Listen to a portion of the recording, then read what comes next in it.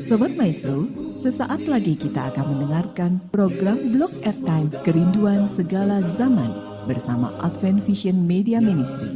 Selamat mendengarkan. Yesus mau datang segera.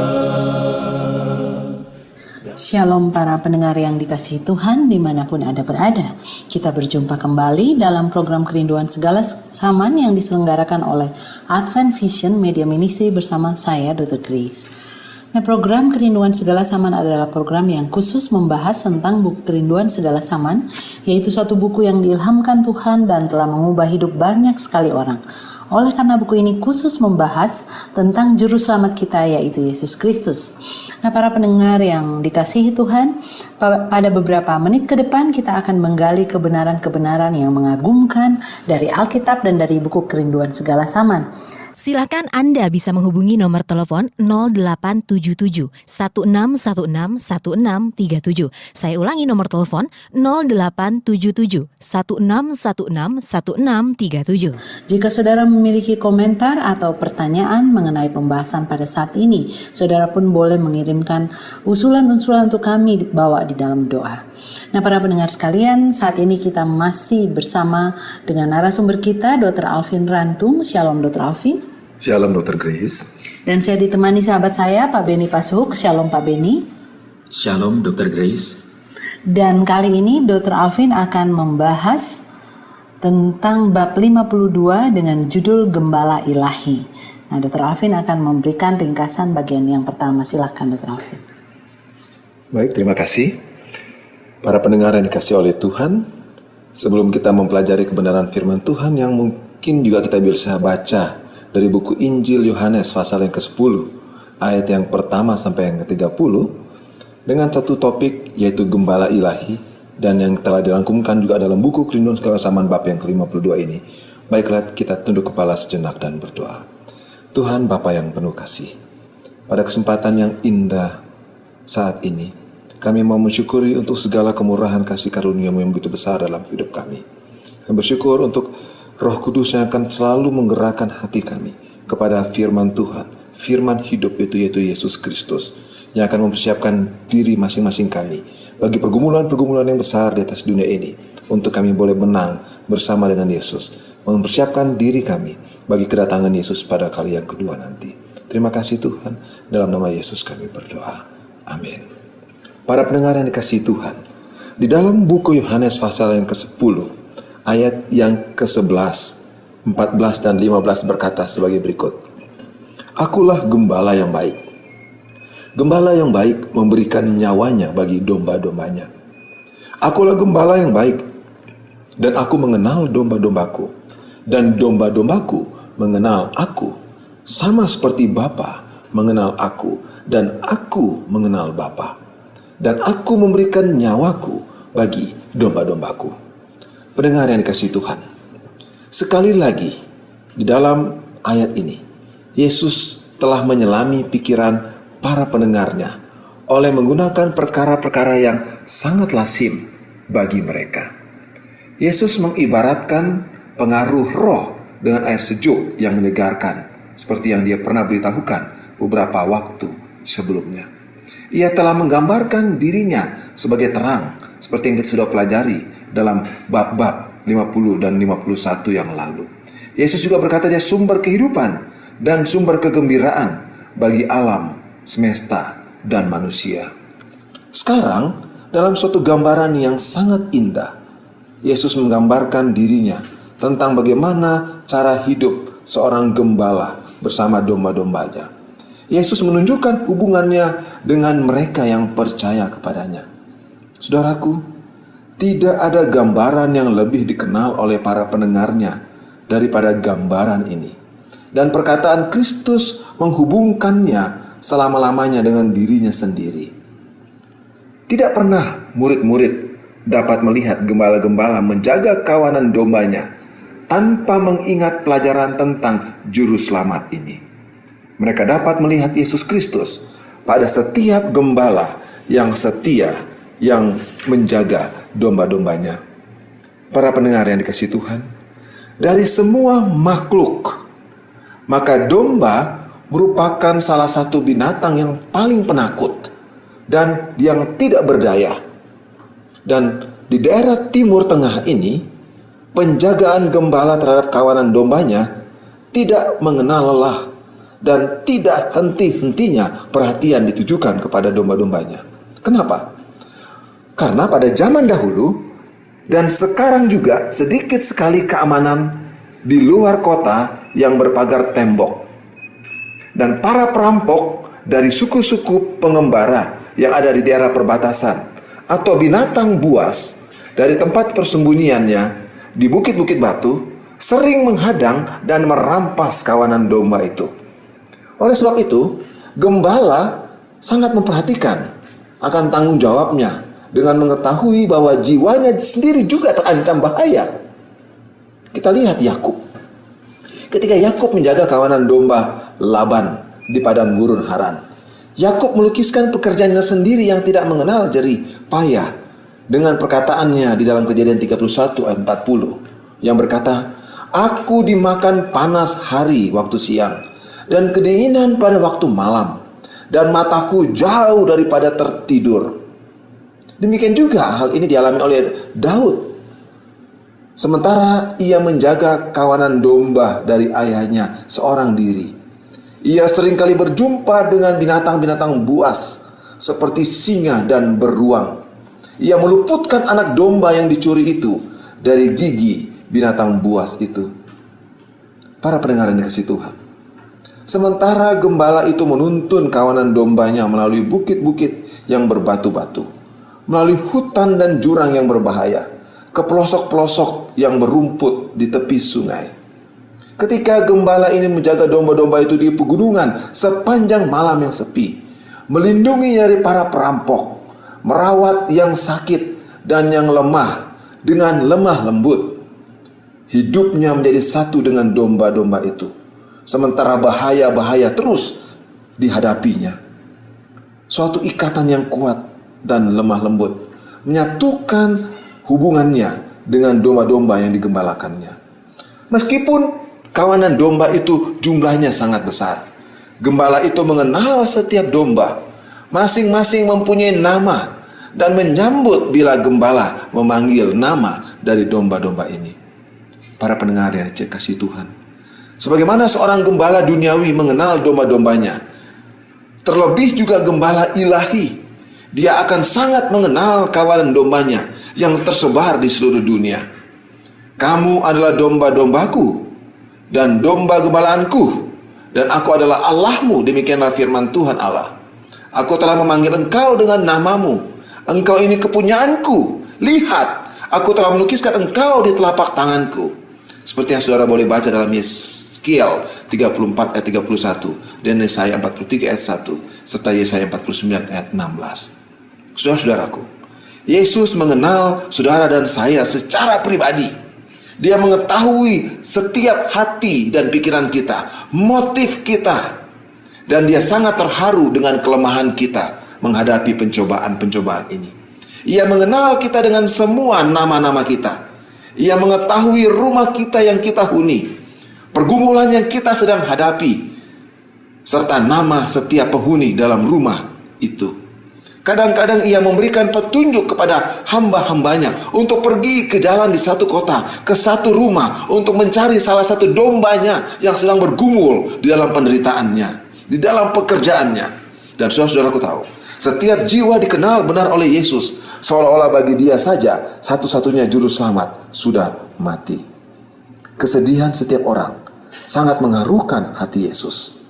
Oleh karena itu seruan dan permintaan pertolongan yang kita ajukan ke telinganya, ia akan datang dengan segera untuk menarik ke semua manusia kepadanya. Dan ia menyuruh mereka, menyuruh saudara dan saya, "Ikutlah aku."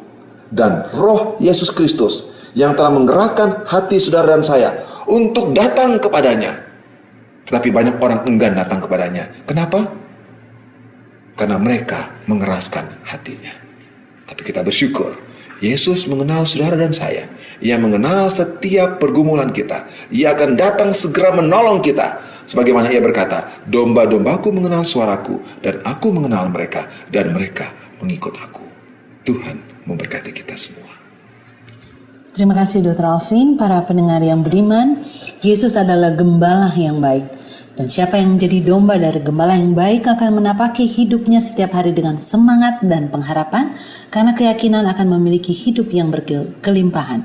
Inilah janji Tuhan dalam Yohanes 10 ayat 10. Kami berharap agar pendengar masih terus bergabung bersama kami dalam pembahasan bab 52 buku Kerinduan Segala Zaman.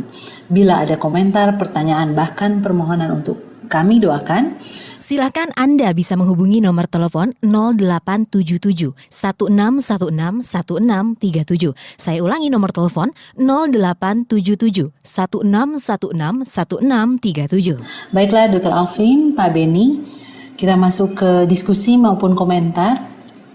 Kalau menurut saya pasal yang ke-52 ini adalah pasal yang sangat menghibur, sangat memberikan pengharapan dan kekuatan. Dan para pendengar sekalian, jika saudara sedang merasa putus asa, dipenuhi dengan penderitaan, pergumulan dalam berbagai hal, saya menyarankan baca berulang-ulang akan pasal 52 dari buku Kerinduan Segala Zaman. Ada banyak sekali ayat janji Tuhan yang muncul di pasal ini. Itu mungkin komentar saya yang pertama. Mungkin Pak Beni punya komentar atau quote yang kutipan-kutipan yang sangat menarik dari sekian banyak bagi saya yang sangat menguatkan. Terima kasih Dr. Grace. Sebagaimana yang Dr. Grace sebutkan tadi bahwa pelajaran ini sangat penting bagi kita dan memang benar. Saya sendiri waktu mendengar kembali bacaan ini, saya merasa bahwa ini mengingatkan kita bahwa biarlah kita menjadi seperti domba yang tidak perlu memberontak terhadap tuntunan dari gembala itu. Jadi kadang kita kalau dalam menghadapi pergumulan, mungkin kita bergumul sendiri, tidak melihat perjalanan kita sebenarnya ada gembala yang di depan itu. Kalau kita mau lihat gembala dan berjalan sesuai dengan tuntunannya, rasanya kita gembala kita itu akan menuntun pada jalan yang aman dan tenang untuk kita. Mungkin itu yang saya dapat di bagian awal dari diskusi ini, bahwa Yesus mengambil contoh gembala yang nyata dalam kehidupan di Timur Tengah agar kita bisa pahami dengan baik. Saya yakin kalau Yesus itu hidup di zaman ini, saya akan merasa sangat senang. Kenapa? Karena dia coba membawa kita kepada alam yang nyata, mudah kita mengerti, yang biasa. Iya, biasa dalam kehidupan kita. Sehingga sudah mungkin keterlaluan kalau kita tidak bisa mengerti dan menyelami akan maksud-maksud Yesus. Mungkin itu. Dr. Alvin mungkin mau tambahkan komentar dari Pak Beni, silakan. Ya, benar sekali. Dan kalau kita lihat tadi Pak Beni bilang ada bagaimana gembala di Timur Tengah, sebenarnya peraturan di Timur Tengah itu bagi para gembala, contohnya kalau mereka bertemu dengan binatang buas, itu gembala yang diupah kan di ayat di Yohanes 10 dikatakan juga, ya kayak misalnya di dalam ayat yang ke-12 itu 13 dibilang kan, sedangkan seorang upahan yang bukan gembala tapi bekerja seperti gembala yang bukan pemilik domba-domba itu sendiri, ketika melihat serigala datang dan mereka akan meninggalkan domba-domba itu lalu lari, sehingga serigala itu menerkam dan mencerai-beraikan domba-domba itu. Dan peraturan orang Israel, mereka tidak dipersalahkan ketika kalau mereka lari, karena memang mereka selamatkan diri. Tapi apa yang Yesus bilang ayat 14, akulah gembala yang baik, aku mengenal domba-dombaku dan domba-dombanya mengenal aku. Ya, dia tidak akan lari, dia akan jaga kita, dilindungi kita. Dan ini yang Raja Daud sendiri sebelum dia jadi raja mengalami, dan Daud pun melambangkan daripada pengalaman sedikit daripada pengalaman Yesus. Dia tahan, jadi kita nggak perlu khawatir sebenarnya Pak Beni ya. Ketika kita menghadapi pergumulan hebat, dengan iman kita mempunyai gembala, dia yang akan menyelesaikan segala macam persoalan yang kita hadapi dalam hidup ini. Oke, terima kasih. Saya mau lihat dari sisi yang lain. Kalau tadi kan kita banyak mendengar pembahasan dan kita juga baca bagaimana Yesus mengumpamakan dirinya sebagai gembala. Jadi gembala yang baik dan gembala yang tidak. Tentu akulah gembala yang baik, berarti ada gembala yang tidak baik.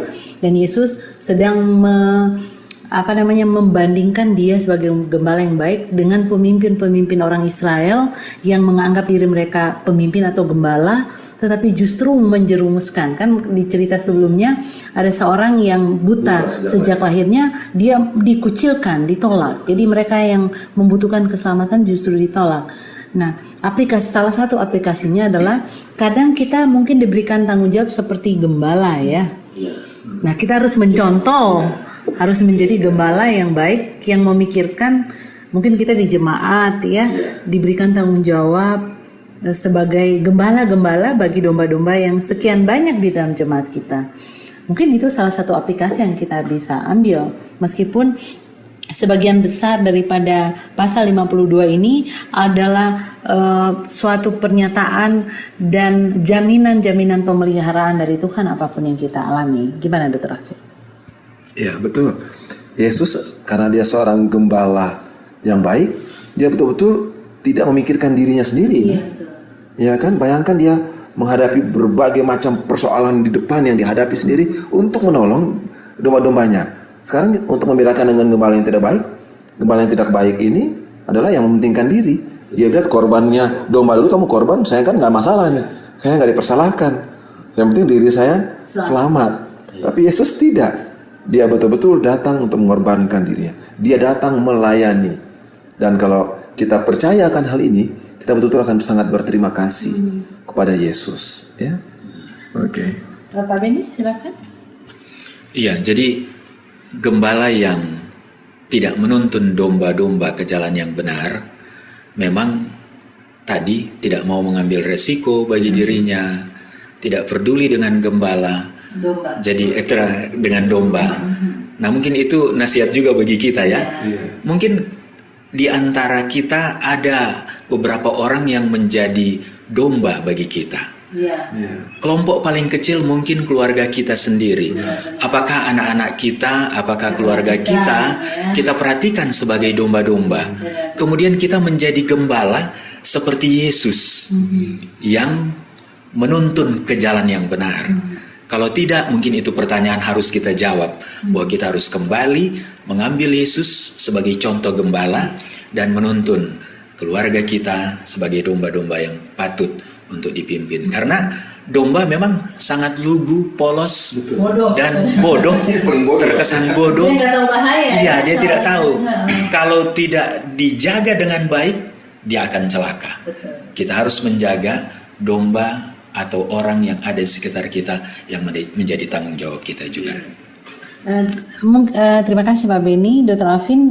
Sekarang saya terpikir untuk melihat atau ketika kita ada pada satu saat begitu susah, begitu banyak masalah, rasanya kok saya harusnya tidak mengalami ini karena saya nggak pernah buat kesalahan yang patut sampai saya mengalami kesulitan seperti ini. Misalnya kegagalan, kerugian di dalam bisnis, ataupun kegagalan di dalam beberapa hal yang settingannya nggak seperti itu, dan rasanya saya tidak pantas. Kenapa justru saya mengalami hal itu?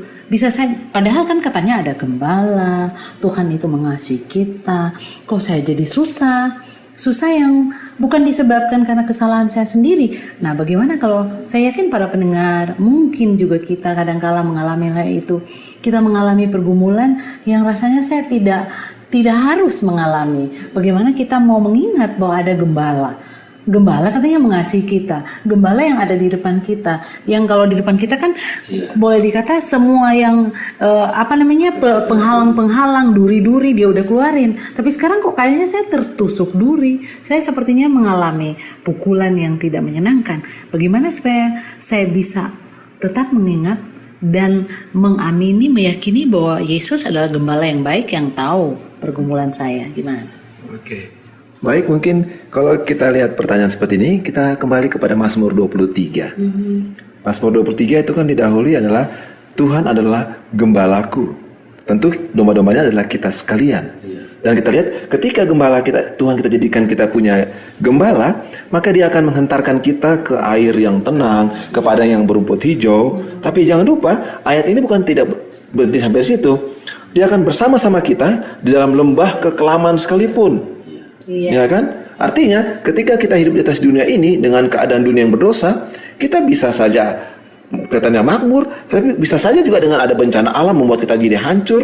Karena kerusakan alam ini kita jadi sakit, itu bisa karena kesalahan kita, bisa karena setan, bisa karena ini bencana yang kita hadapi. Dan ketika kita menghadapi ketiga hal ini dan kita menjadikan Yesus sebagai gembala kita, janji yang Mazmur 23 ini sangat indah. Dia ada bersama-sama kita dalam lembah kekelaman. Di hadapan musuh kita, dia menyediakan bagi kita hidangan. Piala kita penuh melimpah. Bahkan kadang-kala tongkatnya dan gada Tuhan itu teguran kita ketika kita ternyata sudah lari daripada jalurnya. Kadang-kala dia pakai tongkatnya, gadanya untuk tarik kita kembali. Katanya sakit, tapi itu untuk menolong kita. Jadi saudara-saudaraku, bila mana kita menghadapi persoalan ini, ingat Mazmur 23. Di dalam lembah apapun yang Tuhan membuat adalah untuk kepentingan kita semuanya. Ya, terima kasih banyak para pendengar yang budiman. Saya yakin saudara sudah dikuatkan, dan saya ingin membahas sebagian daripada kalimat di dalam halaman yang ke-97 di kalimat-kalimat yang terakhir. Sebagaimana gembala berjalan di muka domba, maka ia sendiri atau Yesus yang kita tahu sudah menemui bahaya di jalan. Jalan ke surga disucikan dengan jejak kaki juru selamat. Mungkin jalan itu curam dan kasar, tapi Yesus telah menjalaninya.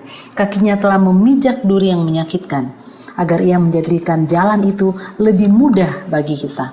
Setiap beban yang harus kita tanggung sudah ditanggungkannya sendiri. Ya, kita tentu harus mengingat bahwa Yesus sudah mengalami penderitaan sampai ke Golgota. Tidak ada di antara kita yang pernah mengalami kehinaan seperti yang Yesus alami. Jadi seperti kutipan-kutipan di bab-bab sebelumnya, bahwa tidak pernah ada seorang manusia pun yang pernah mengalami kesusahan lebih daripada yang telah dialami oleh Yesus. Jadi kita jangan khawatir ya. Mungkin Pak Benny mau mengomentari hal ini karena saya yakin ini sangat realistis gitu dalam pengalaman hidup kita sehari-hari. Terima kasih. Ada satu kalimat yang bagus saya ingin baca dari buku ini. Disebutkan begini, meskipun kepedihanmu tidak mendapat simpati dalam hati siapapun di dunia, pandanglah kepadaku, kata Tuhan, dan hiduplah. Janji, jaminan yang saya yakin dalam Yesaya 54 ayat 10, apapun yang terjadi, kasih setia Tuhan itu akan tetap selama-lamanya. Yesaya 54, suatu janji yang sangat menguatkan. Terima kasih Dr. Alvin, terima kasih Pak Benny. Sayang sekali waktu kita sangat terbatas.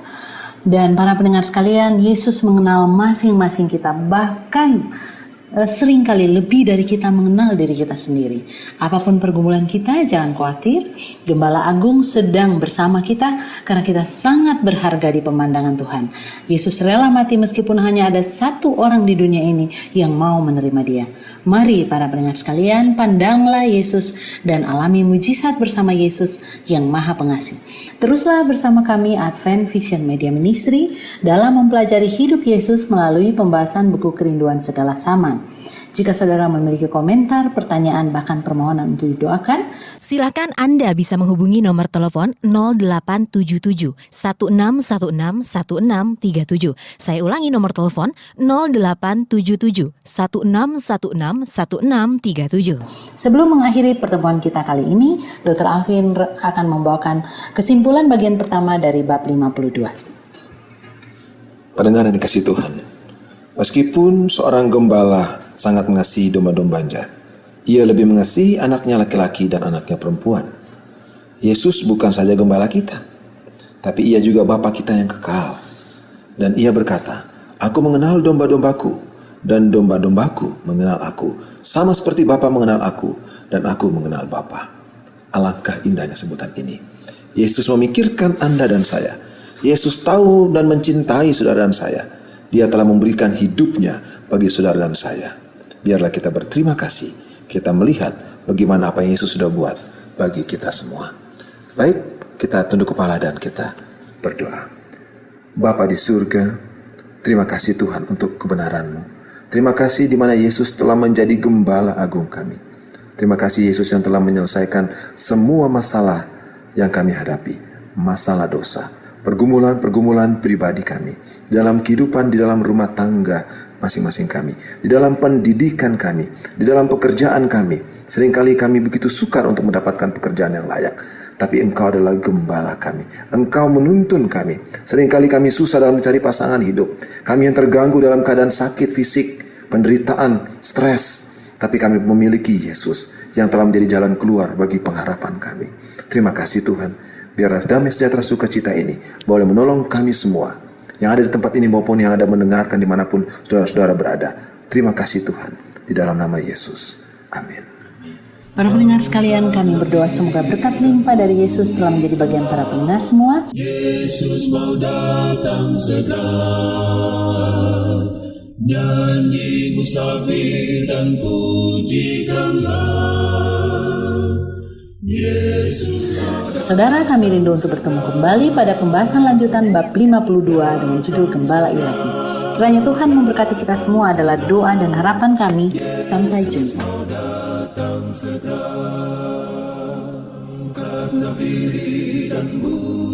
Sobat Maestro, Anda telah mendengarkan program Blog Airtime Kerinduan Segala Zaman dari Advent Vision Media Ministry. Terima kasih atas kebersamaan Anda. Tuhan memberkati. Yesus mau datang segera.